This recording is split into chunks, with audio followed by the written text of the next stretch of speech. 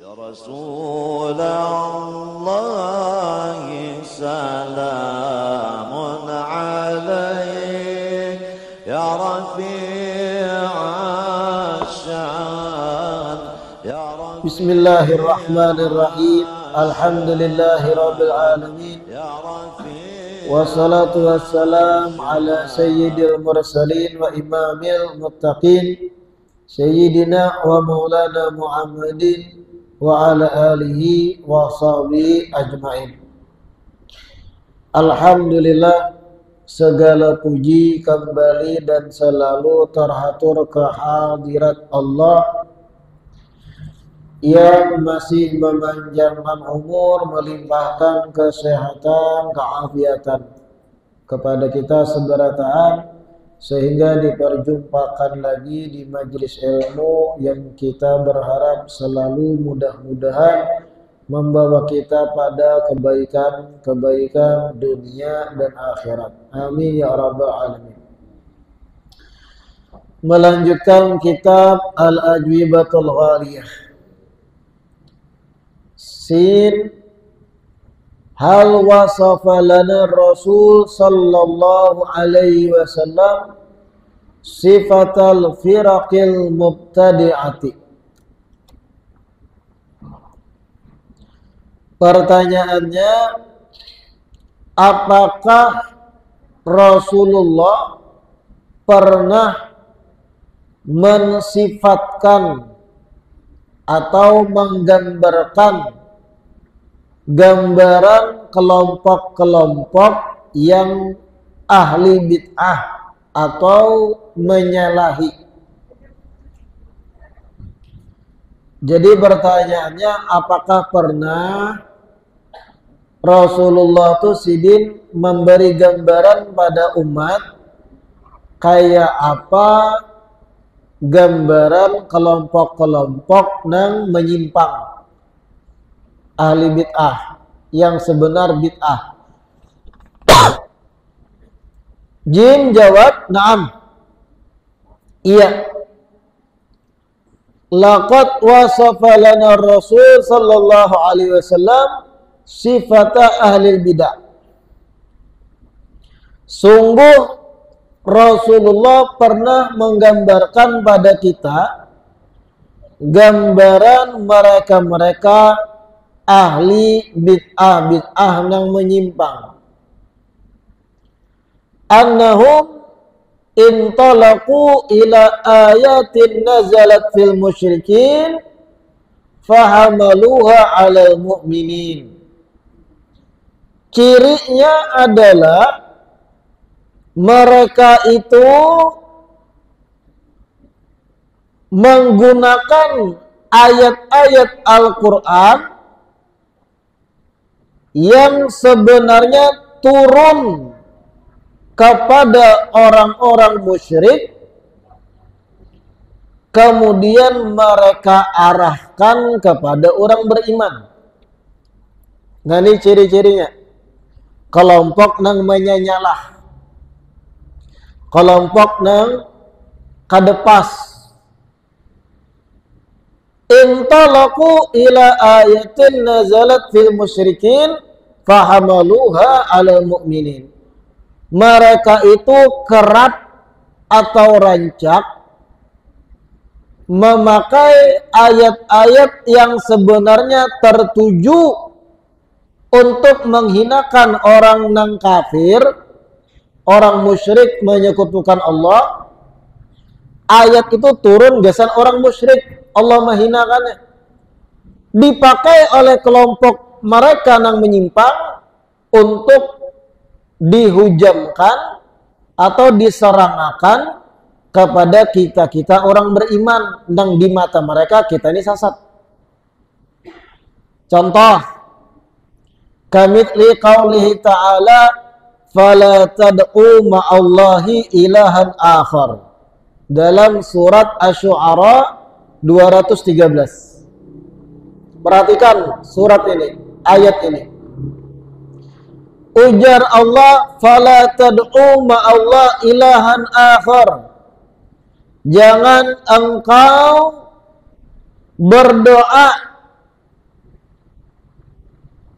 menyekutukan Allah dengan Tuhan yang lain. Jangan ikam ketika berdoa meminta sesuatu, kemudian ikam membersamayakan Allah dengan orang lain. Nah, ini larangan dasar orang musyrik. Ketika mana orang musyrik itu menyembah berhala, lalu meminta hal-hal kepada berhala, patung dimintai, didoai.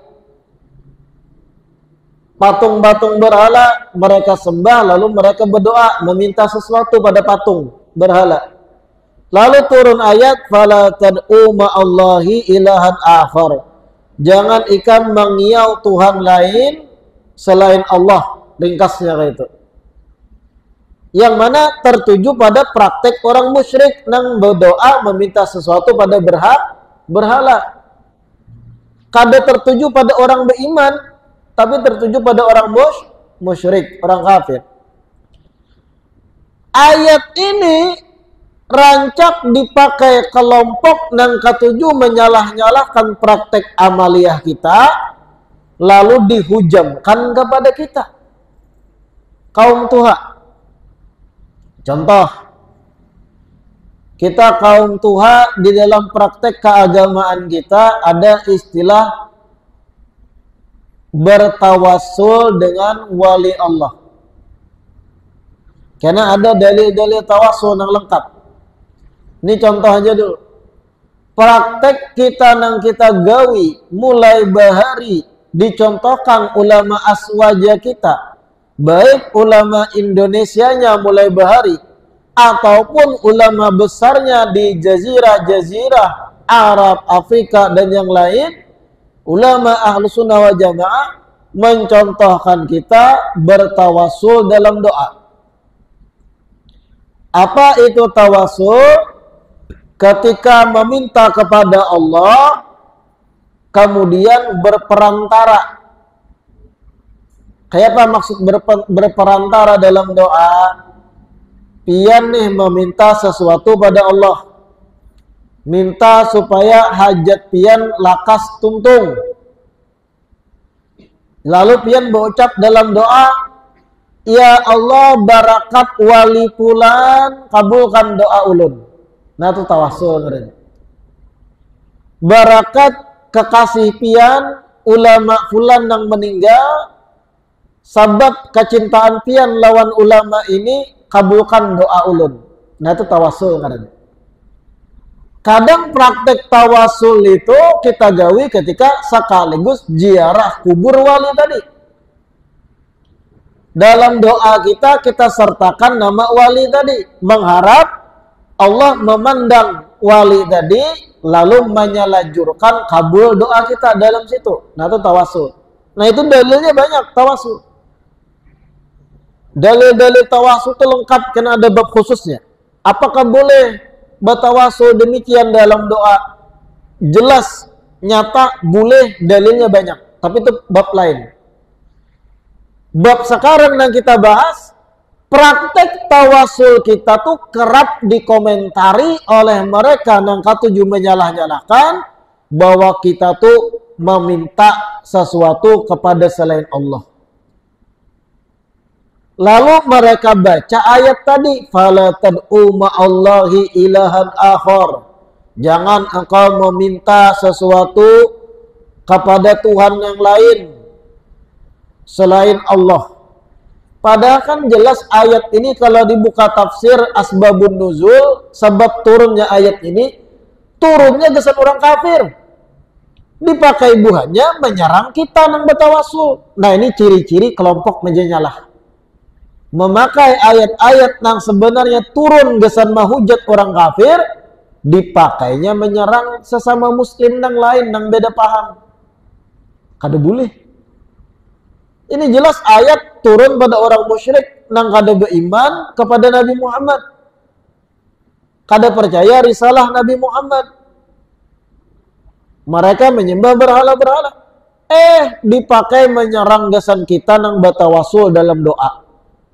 Kadang-kadang kita yang ziarah kubur wali berjamaah disambati buhannya.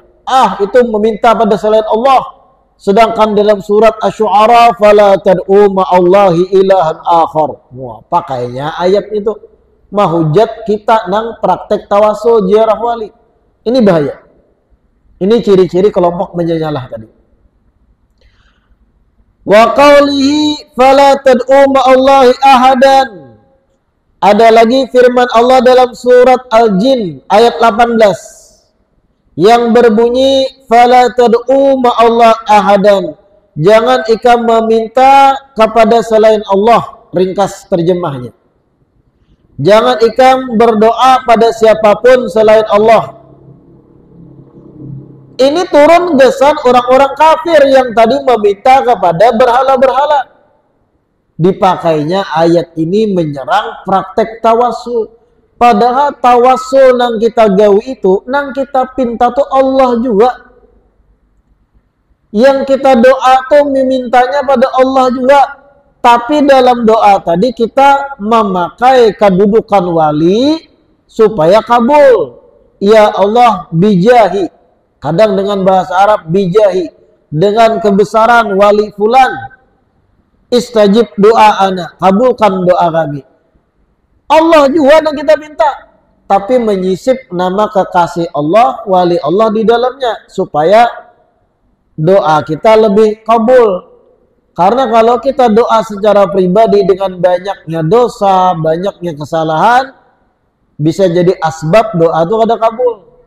Tapi ketika kita pakai tawasul, kadang mustajab doa itu. Ada dalil tawasul, banyak jerulun, karena ada babnya. Lalu praktek tawasul itu dikomentari dengan ayat Quran, fala tad'u ma'allahi ahada. Jangan ikam meminta pada selain Allah, jangan membersamai Allah ketika meminta dengan orang lain, dengan makhluk. Ini jelas gesan orang kafir, dipakainya menyerang gesan praktek kita yang beriman.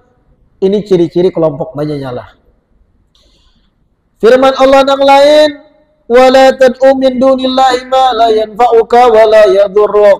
Dalam surat Yunus 106, ujar Allah kepada orang kafir, jangan kalian atau jangan ikam meminta kepada selain Allah yang mana yang kalian pinta itu kada memberi manfaat, kada juga memberi mudarat. Artinya berhala itu memberi manfaat kada, mudarat kada. Kenapa dimintai? Kenapa didoai? Harusnya doa kepadaku. Maksud Allah turun kesan orang kafir, dipakai ayat ini, diserangkan pada kita nang ziarah wali, ziarah ulama, ziarah solihin. Nah ini bahaya.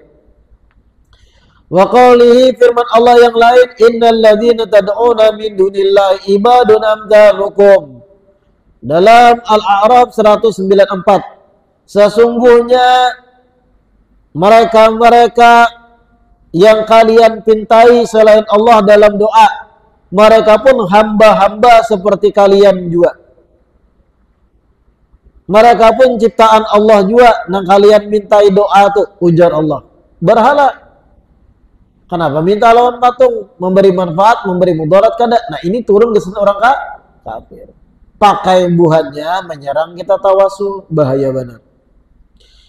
Wa asbahi dzalik minal ayat as-sarihati fil musyrikin alladzina ya'taqiduna uluhiyata ghairillah wastihqaqahu al-ibadah. Dan contoh-contoh ayat-ayat yang lain yang itu dengan jelas turunnya mencerca orang-orang musyrik. Ayat-ayat yang tertuju untuk orang musyrik, yang mana orang-orang musyrik itu berkeyakinan ada ketuhanan selain ketuhanan Allah, berkeyakinan ada selain Allah itu yang berhak diibadahi. Nah itu orang musyrik. Amun kita orang beriman, Allah tujuan kita seikung, Allah semata. Dalam berdoa dan kita minta Allah, tapi ada praktek tawasul berperantara di dalam berdoa. Tapi final yang kita pinta ujungnya Allah juga. Jauh dengan praktek orang kafir musyrik tadi. Mereka itu yang mereka minta berhala.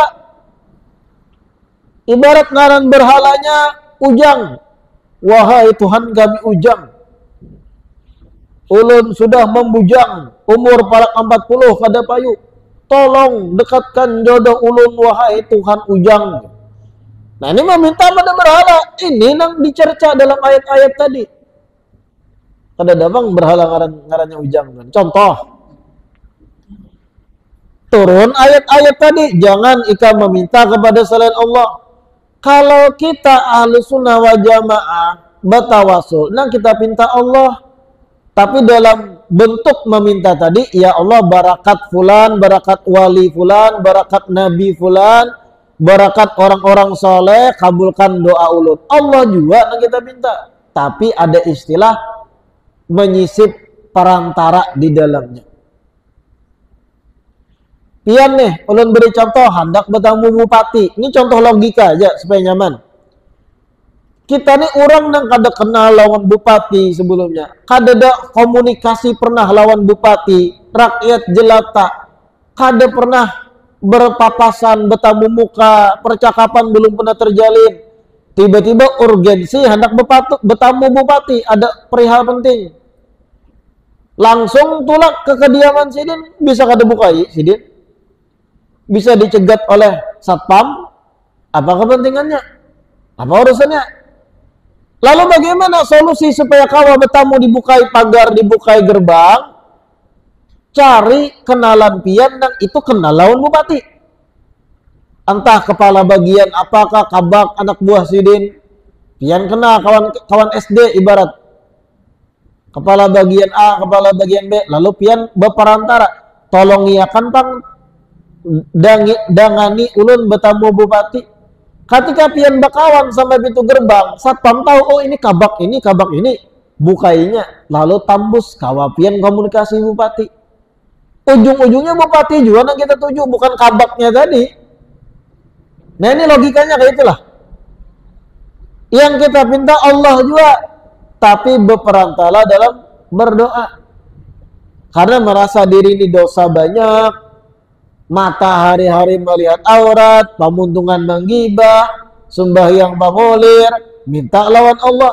Kadang doa kita kadang kabul. Tapi ketika kita memintanya tadi dengan barakat A, dengan kedudukan besar wali fulan dan yang lain, yang itu kekasih Allah, kabul kadang.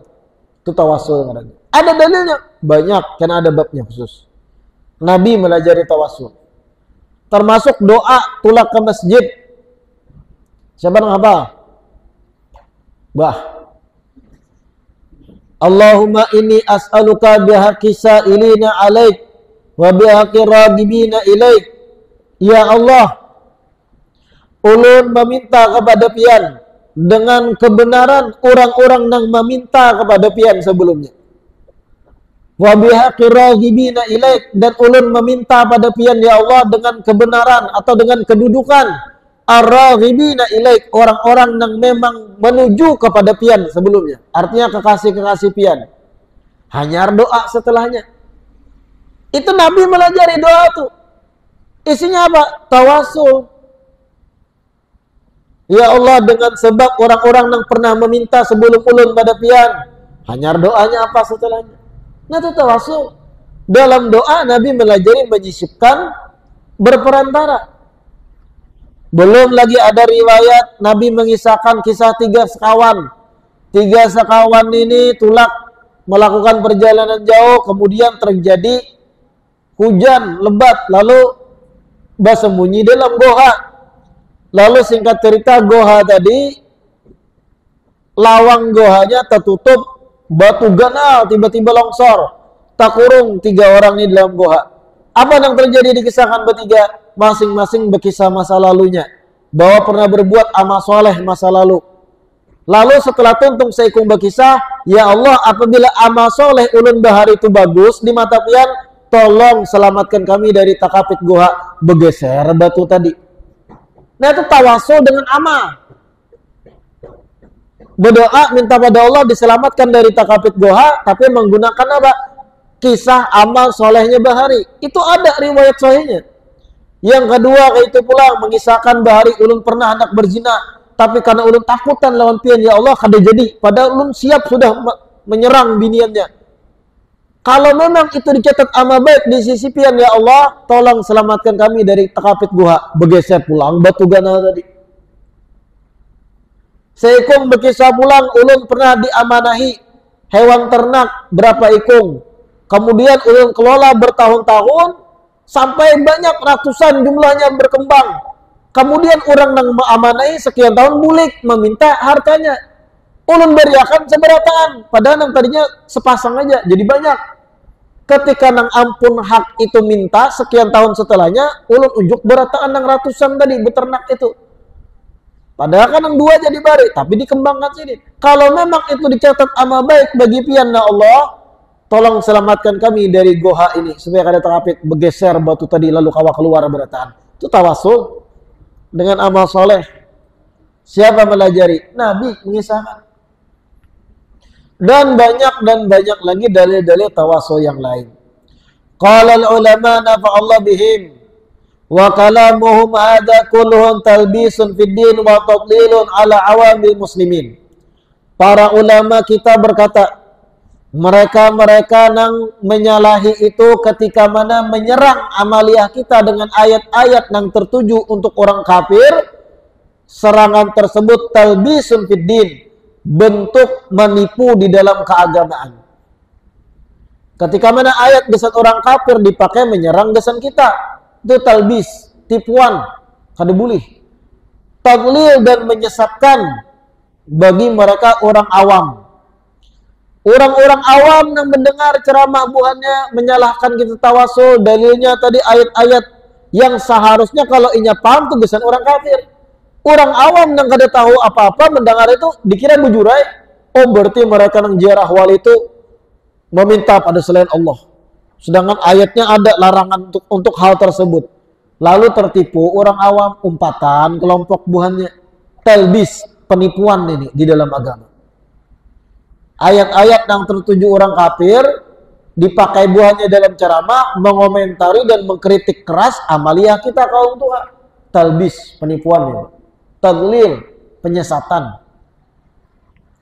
Fa inna ahadan minal mu'minin amwahidin lam ya'taqid hadzal i'tiqad aslan.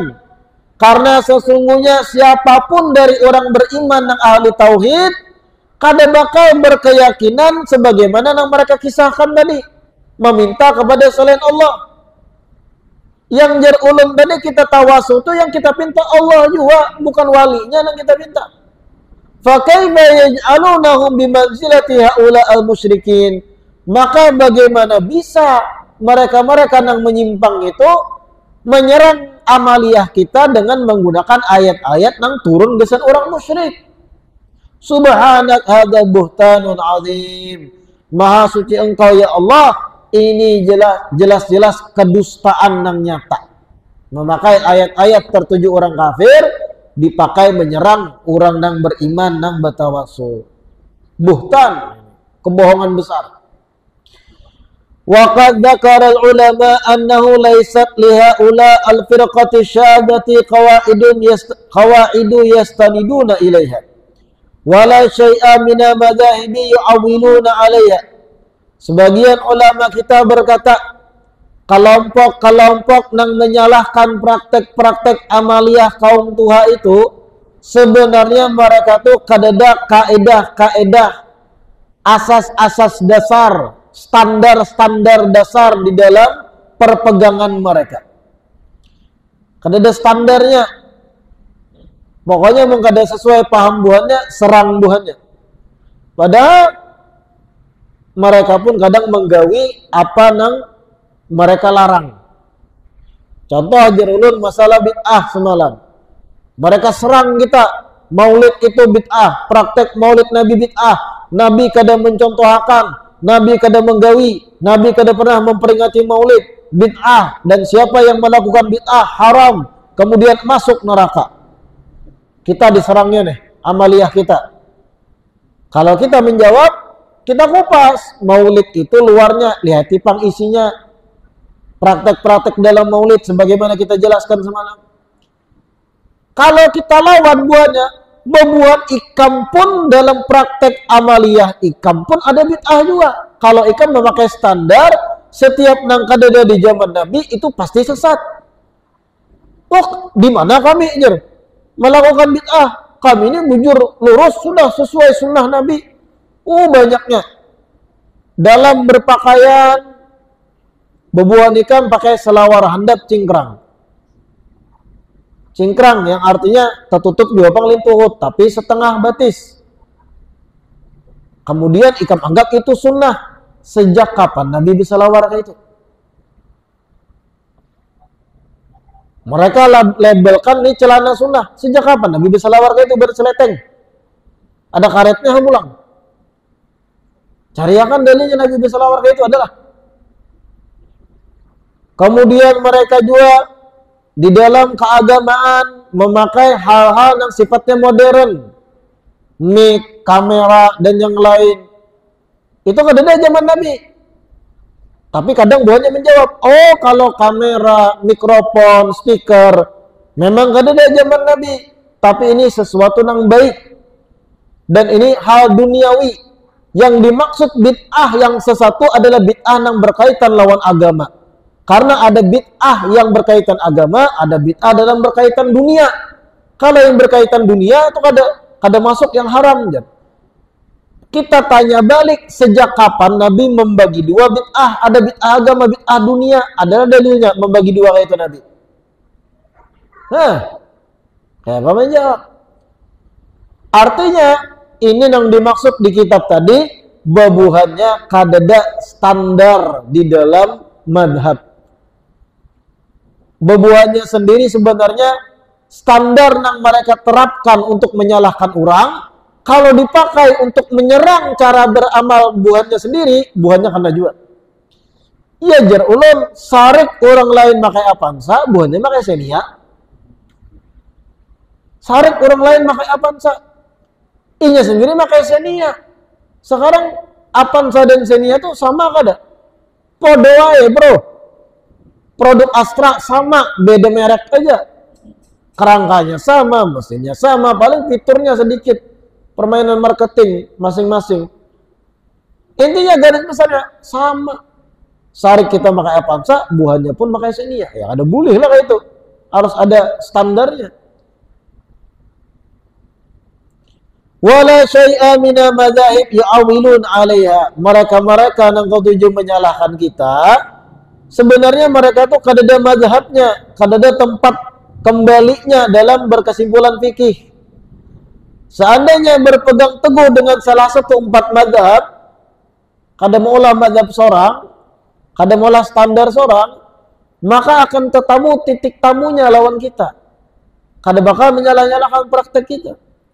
Wa inna ma aktsaruhum min du'afa'i talabatil mulhaqina bil awam. Kebanyakan mereka-mereka yang ketujuh menyalahkan amaliyah kita, mereka adalah para penuntut ilmu yang lemah-lemah dalam ilmunya, yang bisa disusulkan sekelas orang awam aja ilmunya. Sekarang kayak inilah fenomena akhir zaman ini, YouTuber kelompok buahnya banyak benar, YouTuber kelompok buahnya. Nang ketujuh menyalahkan kita bid'ah. Bahkan ada pesilat kada pernah sistematis menuntut ilmu agama di pesantren, kada suah. Bahasa Arab kada paham, kitab gundul kada mengerti. Tapi ketujuh menyalahkan amaliyah kita. Bahkan kadang kaliber ulama kita tuh dikomentarinya loh. Bacaan ulama fulan ini salah aja. Kurang merdu bacaan Fatihahnya, inilah itulah. Wah, ini pelaku bid'ah, ujar YouTuber deh. Sekali inya nang mengaji Quran, ngang juga. Disuguhi kitab gundul kada beberes, ngang juga. Kada penting, yang penting ada terjemah aja. Maulah, dikira bahasa Arab sesimpel itu kah? Bahasa Arab tuh rumit, lebih rumit daripada bahasa Inggris. Nah, ini yang dimaksud kebanyakan mereka yang menyalah-nyalahkan praktek amaliyah kita, hafalnya paling 1, 2, 3 hadis. Kullu bid'atin dolalahnya apa? Hafalnya paling ya mentok 10 hadis. Yang disalahkannya, yang dibid'ah-bid'ahkannya ulama kita yang hafal ribuan hadis. Yang mengarang Maulid Al-Barzanji, yang mengarang Maulid Ad-Dibai, Syekh Abdurrahman Ad-Dibai. Pian kira tuh ulama ecek-ecek kah? Syekh Abdurrahman Ad-Dibai itu al-hafidh, apa puluhan ribu hadis, diakui, diverifikasi ulama keilmuannya, menguasai ratusan kitab. Tiba-tiba disalahkan oleh orang yang hafal 5 buting hadis. Maulid Nabi bid'ah. Sama hanya menyalahkan pengarang maulid sekelas Imam Abdurrahman Ad-Dibai, yang seandainya Imam Abdurrahman Ad-Dibai hidup, didudukakan lawan inya yang membid'ahkan tadi, ayo kita adu mana yang lebih berilmu. Takipai kada sejung kukunya yang membid'ahkan tadi. Waninya Imam Busairi yang menulis Burdah, dan imam-imam lain yang menulis pujian-pujian Nabi, maulid dan sebagainya. Itu orang yang semenjak umur 10 tahun hafal Quran, menguasai tafsir, menguasai ilmu alat, hadis, menguasai ilmu mantik balaghah. Tiba-tiba orang yang hanya belajar setahun 2 di majelis-majelis ilmu kelompoknya, wani menyalahkan ulama-ulama tadi. Bicara min dong. Tapi ya inilah akhir zaman, internet bebas, siapapun bisa bicara. Ruwaibidah dalam istilah agama tuh, orang-orang bodoh tapi berbicara seakan pakarnya, sekehendak hati menyalahkan ulama. Kadang video ulama fulan ditampayakannya dulu, lalu inya kisah duduk aja melihatin, hanya di pause-nya video, bepandirinya mengomentari, muhaikam jangan ikam bertemu langsung sidin bepandir terbata-bata ikam. Ilmu secetek itu menyalahi ulama besar. Tapi inilah faktanya. Orang awam yang kada pernah belajar sama sekali, kada tahu cara mengukur keilmuan seseorang, terus. Kami dukung kamu bro, luruskan mana yang sesat. Jadi, luruskan, nang disuruh meluruskan, ngapa 3 buting hadis. Nah inilah akhir zaman. Nah ini yang dimaksud, innama aktsaruhum min du'afa'i talaba al-mulhaqina bil awam. Kebanyakan mereka yang ketujuh menyalah-nyalahkan kita, membid'ah-bid'ahkan kita. Kebanyakan du'afa'it talabah, para penuntut ilmu yang lemah, kada tuntung belajar, al-mulhaqina bil awam, yang bisa disusulkan seperti orang awam. Falaisu mimman yusharu ilaihim wa la yu'adduna min ulama'il Islam. Mereka itu kada bisa dimintai isyarat petunjuk dan kada teranggap, kada terhitung sebahagian daripada ulama-ulama Islam yang kawa jadi rujukan. Nah itu. Waqad tasadda li raddi ala haula al-mubtadi'in jama'atun minal ulama al-muhaqqiqin an-nasihin lillah wa rasulihi wa li ibadil mu'minin wallahu a'lam. Insyaallah kita lanjutkan di perjumpaan berikutnya. Intinya pelajaran penting hari ini, ciri-ciri kelompok menyimpang itu salah satunya memakai ayat-ayat yang tertuju kepada orang musyrik, orang kafir, dipakainya untuk menyerang orang beriman yang dalam praktek amaliyah dianggap mereka salah. Itu ciri-ciri besarnya. Ayat-ayat tertuju orang kafir yang menyembah berhala dihujamkan kepada kita yang menziarahi wali. Kita kadang-kadang minta pada walinya. Ya kita minta Allah, tapi berperantara kedudukan wali tadi. Tawassul ngarannya. Wallahu a'lam. Mudah-mudahan bermanfaat. Adzan.